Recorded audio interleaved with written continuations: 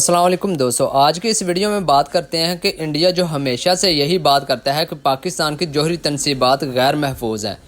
جو کہ international atomic energy agency ہے وہ کس طرح سے پاکستان کی جو جوہری تنصیبات ہیں ان کو محفوظ قرار دیتی ہے، جبکہ جو انڈیا کی ہے انہیں کس طرح سے غیر محفوظ قرار دیتی ہے اور کتنی بار تشویش کا اظہار بھی کیا ہے۔ اور انہوں نے ایک رپورٹ جاری کی ہے جس میں انہوں نے بتایا ہے کہ اب تک 200 کلو گرام یورینیم برآمد ہوئی ہے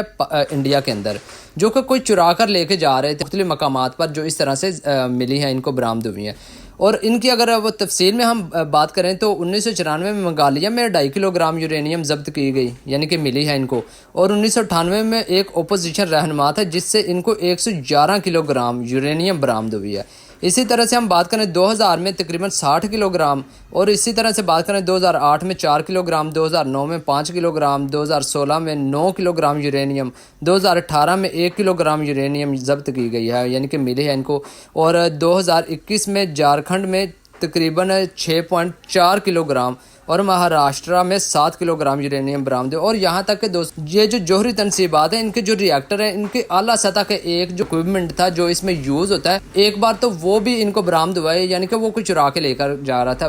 دوستو، انڈیا میں اس طرح سے حالات ہیں کہ یہ اس طرح سے چیزیں ان کی چوری ہو رہی ہیں جیسے کوئی کسی لوہے کی یا کسی عام چیز کی بات ہو رہی ہے، کوئی اٹھا کر ادھر بھاگ رہا ہے، کوئی اٹھا کر ادھر بھاگ رہا ہے۔ یہ ساری وہ چیزیں ہیں، وہ یورینیم اور وہ چیزیں ہیں جو ان کو برآمد ہوئی ہیں، اور پتہ نہیں کتنی چیزیں ہوں گی جو حالانکہ ان کے وہ جو ہے قانون کے دائرے میں یا وہ رپورٹ نہیں ہوئی۔ 60% سے بھی زیادہ چانسز یہ ہیں کہ ان کی جو جوہری تنصیبات ہیں وہ غیر محفوظ ہیں، اور کس بنا پر یہ ہر بار پاکستان پر الزام لگاتے ہیں کہ ان کی جوہری تنصیبات وہ سیف نہیں ہیں۔ تو آپ انڈین بھائیوں کو یہ کہنا چاہوں گا کہ موویز سے باہر آ کر ریالٹی کو فیس کرنا بھائی شروع کریں۔